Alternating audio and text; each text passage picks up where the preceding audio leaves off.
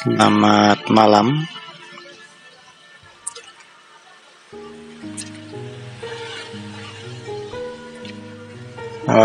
Di sini saya mau menceritakan cerita dari India yang diceritakan oleh Mayang Holmes.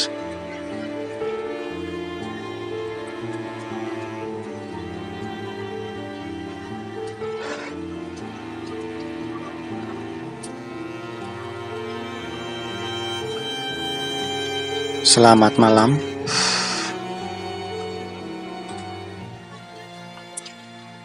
Nama saya Mayang. Saya tinggal di Patna, India. Senang rasanya bisa menulis lagi di sini setelah jeda yang begitu lama.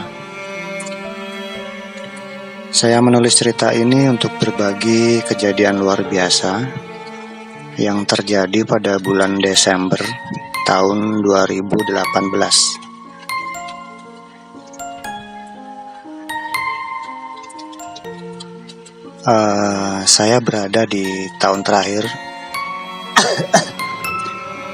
program sarjana saya, dan ujian untuk semester akhir baru saja selesai.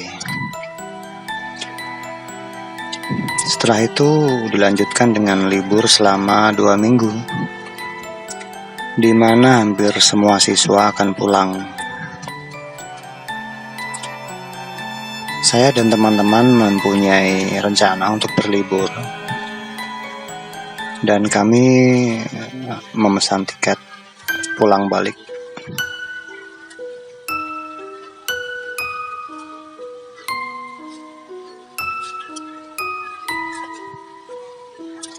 Singkat cerita, kami sudah hampir menyelesaikan liburan kami. Tetapi sehari sebelum meninggalkan hotel, karena kami agak sedikit bosan dan suntuk, kami memutuskan untuk bersepeda keliling kota.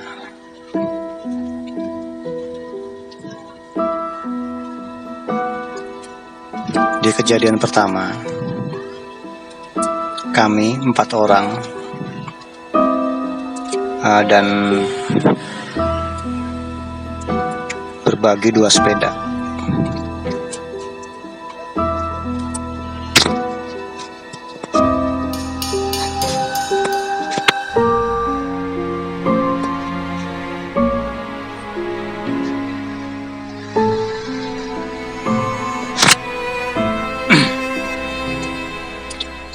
Sesuai rencana, kami pergi menjelajahi kota dengan 2 kelompok orang dengan masing-masing sepeda.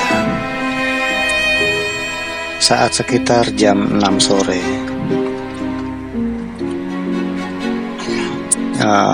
udara terasa begitu dingin, dan kami akhirnya memakai jaket agar terasa hangat. Kemudian kami meminum teh India dari toko makanan ringan yang ada di pinggir jalan untuk memastikan tubuh kami tetap hangat.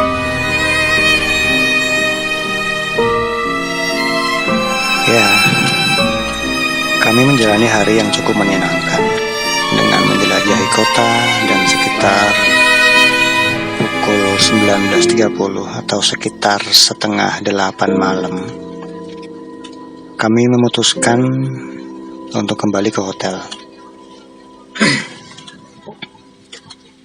Karena suhu semakin turun saat itu, kami menutup resleting jaket kami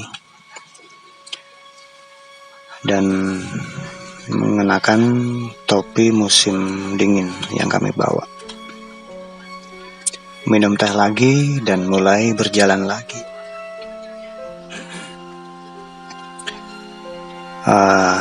Dalam perjalanan pulang, kami menghadapi kemacetan yang sangat besar, dan itu masalah yang umum yang ada di India.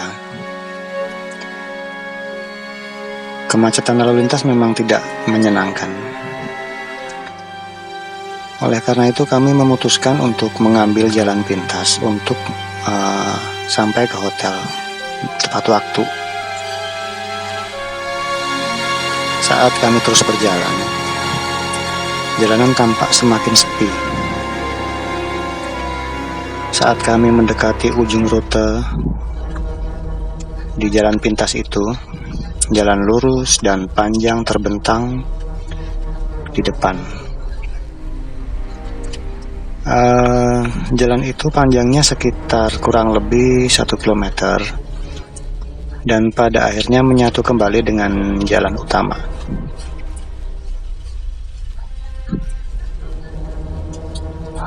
Ada tanah kosong dan tandus di kedua sisi jalan sejauh yang bisa kami lihat. Lalu kami berhenti sejenak, memeriksa apakah kami masih berada di jalur yang benar. Lalu memasuki jalan, kemudian hal yang sangat aneh terjadi.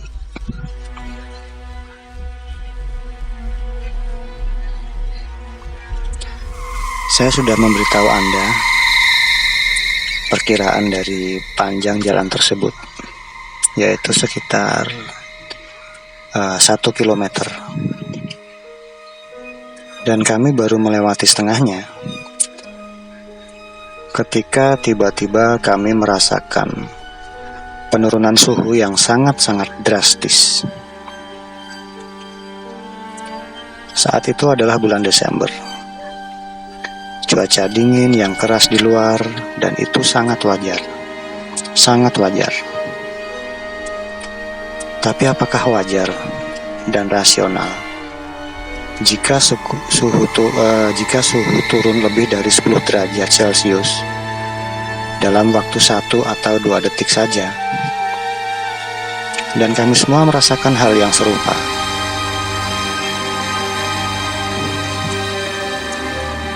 Untuk hamparan sekitar 200-300 meter, kami terasa sangat dingin. Penurunan suhu sangat tinggi sehingga kami tidak bereaksi sama sekali. Seolah-olah suhu turun diubah oleh sesuatu kekuatan eksternal, sesuatu yang tidak terlihat.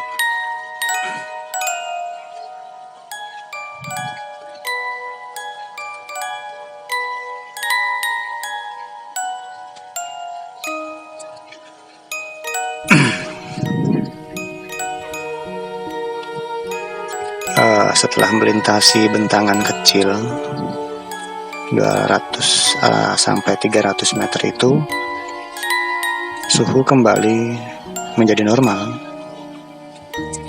Kenaikan suhu ini sama mendadaknya dengan penurunan tadi. Kami segera berhenti dan berkumpul dan bertanya satu sama lain, apakah kamu merasakannya? Ya, kami berempat mengalaminya. Karena sudah terlalu sore, maka kami menepisnya dan segera melanjutkan perjalanan menuju ke hotel.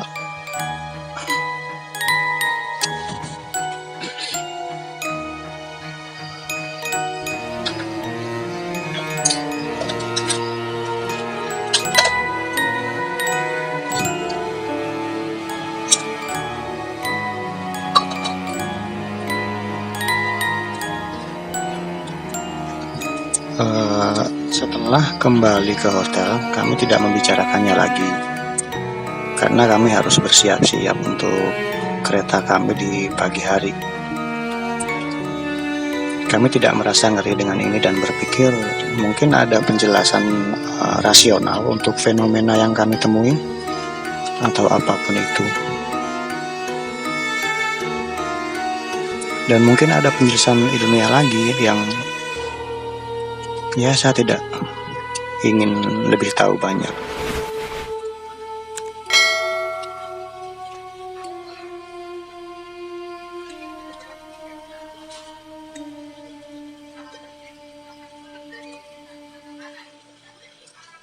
Singkat cerita,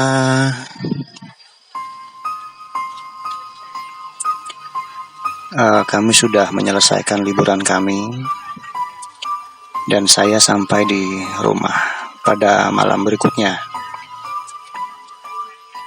Karena saya lelah, saya hanya santai sepanjang hari dan tidak melakukan apapun.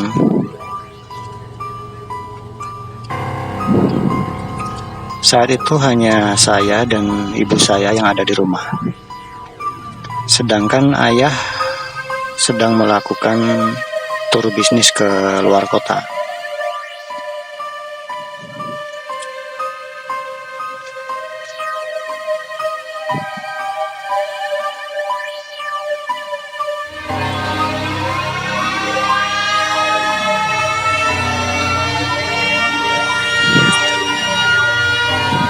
Keesokan harinya terjadi sesuatu yang mungkin sangat aneh. Saat waktu tidur, aku sudah berada di kamar, menunggu ngantuk. Dan ketika tiba-tiba aku mendengar suara ibuku menangis.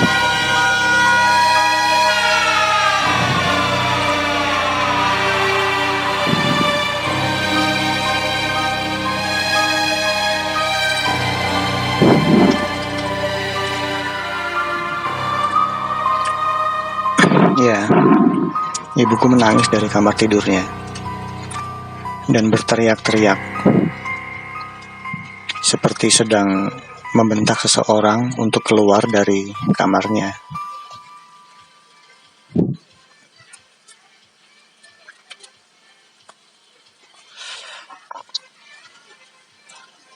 Dengan panik, saya segera menghampirinya dan memeluknya karena beliau terlihat sangat cemas.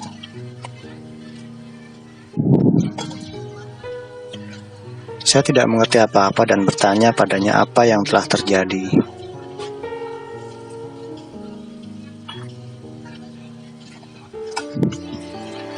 Kemudian beliau mengatakan kepada saya bahwa dia sedang membaca buku ketika tiba-tiba beliau mendengar tepi tempat tidur berderit, seolah-olah seseorang naik ke tempat tidur.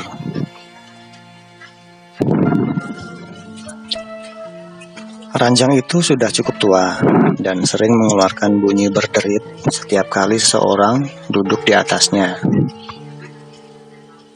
Pertama, beliau mengabaikannya. Tetapi beberapa detik kemudian, beliau dengan jelas merasakan ada seseorang mencoba menarik selimutnya.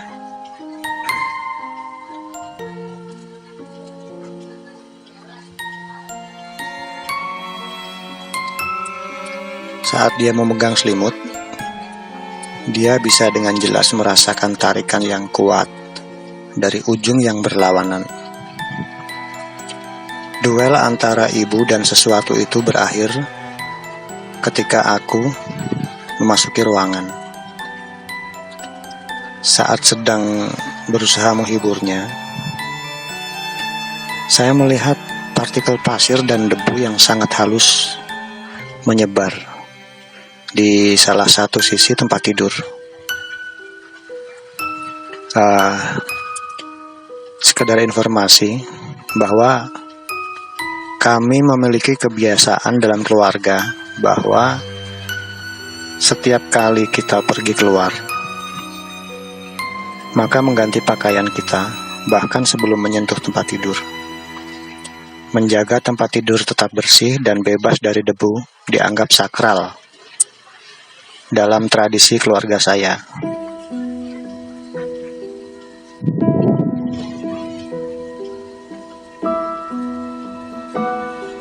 Oleh karena itu kami memiliki satu set pakaian terpisah untuk keluar.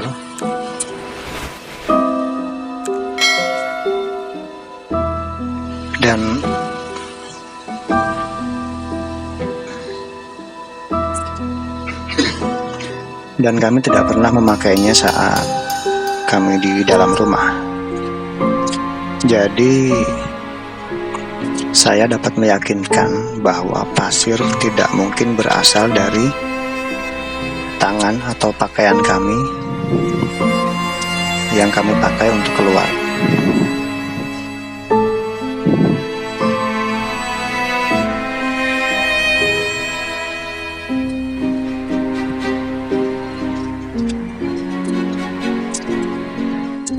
Saat itu bulan Desember. Semua jendela dikunci untuk mencegah masuknya angin dingin. Tidak ada aktivitas konstruksi di manapun di sekitarnya. Lantas, dari mana asalnya debu itu? Saya memikirkan semua ini di kepala saya ketika saya melihat lebih banyak pasir disprei, dan kali ini di beberapa bagian lainnya.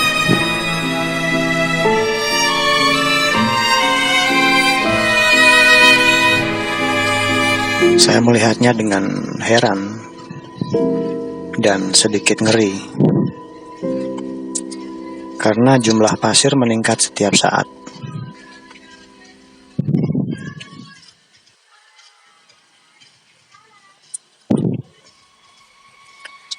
Ibu saya dan saya melepas spray dan meletakkan spray, maksudnya mengganti spray baru yang lebih bersih. Kami berdoa, mengumpulkan keberanian, dan akhirnya pergi tidur.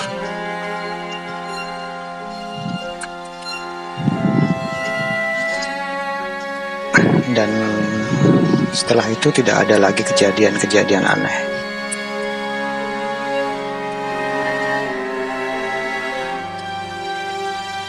Tetapi sebelum ini, ibu saya mengalami beberapa kejadian paranormal. Hanya saja dia tidak pernah panik. Dan dia hanya mengabaikannya. Karena ya, itulah bagian dari kehidupan yang harus kami terima.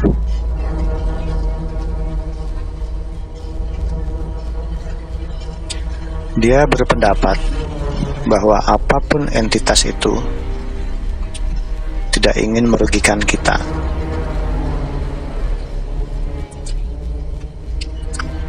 Dan kami tidak pernah mengalami hal seperti itu lagi setelah kejadian terakhir itu.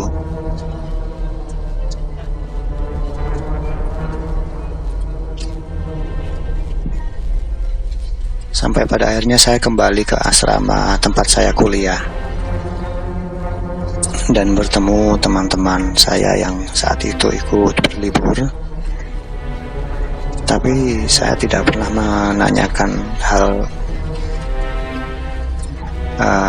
tentang kejadian saat penurunan suhu yang terjadi di tempat libur dulu. Karena saya pikir mereka tidak mengalaminya dan tidak mau kait-kaitkan cerita itu lagi dengan kejadian yang terjadi di rumah saya.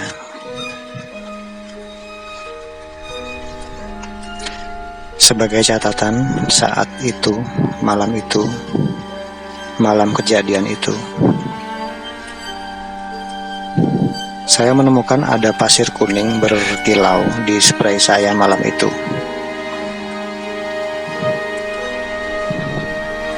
Saya ingat bahwa saat saya kembali ke hotel, saya memeriksa celana jeans saya, dan ternyata memang ada butiran pasir yang sama yang menempel di celana jeans.